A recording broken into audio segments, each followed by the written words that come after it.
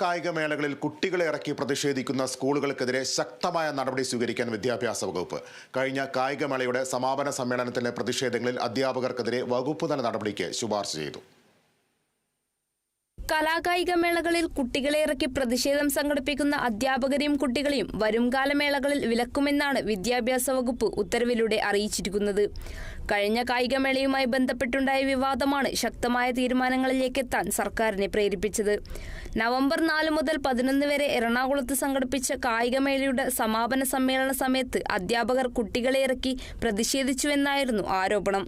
പ്രതിഷേധത്തിന് പിന്നാലെ ഇത് അന്വേഷിക്കാൻ 3 അംഗ കമ്മീഷനെ വിദ്യാഭ്യാസ വകുപ്പ് നിയമിച്ചിരുന്നു.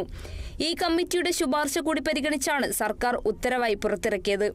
സ്കൂൾ കായികമേള അലങ്കോലപ്പെടുത്തുന്നവരെ വരും വർഷങ്ങളിൽ വിലക്കുമെന്നും പ്രതിഷേധങ്ങൾക്ക് നേതൃത്വം നൽകുന്ന അധ്യാപകർക്കെതിരെ കർശന നടപടികൾ സ്വീകരിക്കുമെന്നും ഉത്തരവിൽ പറയുന്നു. കഴിഞ്ഞ കായികമേളയുടെ സമാപനത്തിലെ സംഘർഷത്തിൽ അധ്യാപകർക്കെതിരെ വകുപ്പ് തല നടപടിക്കും ശുപാർശ ചെയ്തിട്ടുണ്ട്. നാവ മുകുന്ദ സ്കൂളിലെ 3 പേർക്കും മാർബേസിലെ 2 പേർക്കുമെതിരെയാണ് നടപടി സ്വീകരിച്ചിരിക്കുന്നത്. അന്വേഷണ കമ്മീഷന്റെ കണ്ടെത്തലിൽ അടിയന്തര നടപടി സ്വീകരിക്കാൻ പൊതുവിദ്യാഭ്യാസ ഡയറക്ടർക്ക് നിർദ്ദേശം നൽകി. Kerala vision news, Thiruvananthapuram.